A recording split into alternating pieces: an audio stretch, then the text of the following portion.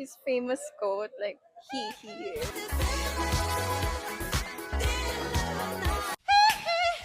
Hi, I'm Gwen from 95.9 Green FM's Music and Entertainment Department, and this is Worth the Hype. Today, we are asking Lasallians about their thoughts on Michael the Biopic movie. Tara? So, what's your name and your CYS? Lauren. I'm from MMA 12. Nicole Com21.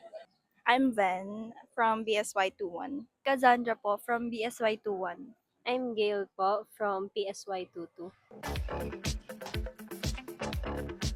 His songs and how much it can be meaningful in a way. It may be just a song, but like it has meaning to a symbolism into it.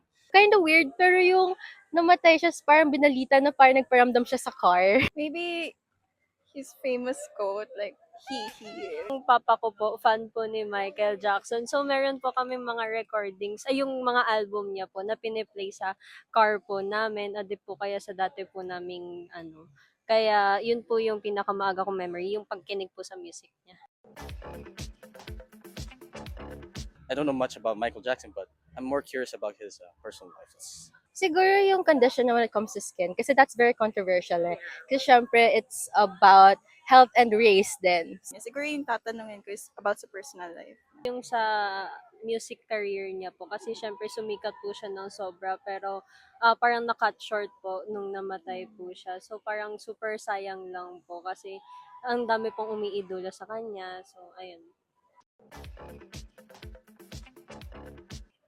I haven't watched the movie, but I saw the trailer, so it is promising. I would say that it captures the essence of Michael Jackson, like the way he actually, acts. Maybe we'll see how he actually rise to fame and how he made his songs in the movie. So So far, do you think that the Michael movie is worth the hype? Since hindi po kasi kami aware, so baka po hindi po worth. Actually, medyo pangit yung mga reviews na nakikita ko. Like, all of the reviews that I've stumbled on TikTok, parang sinasabi nila it didn't really live up to the hype or to what really Michael Jackson experienced.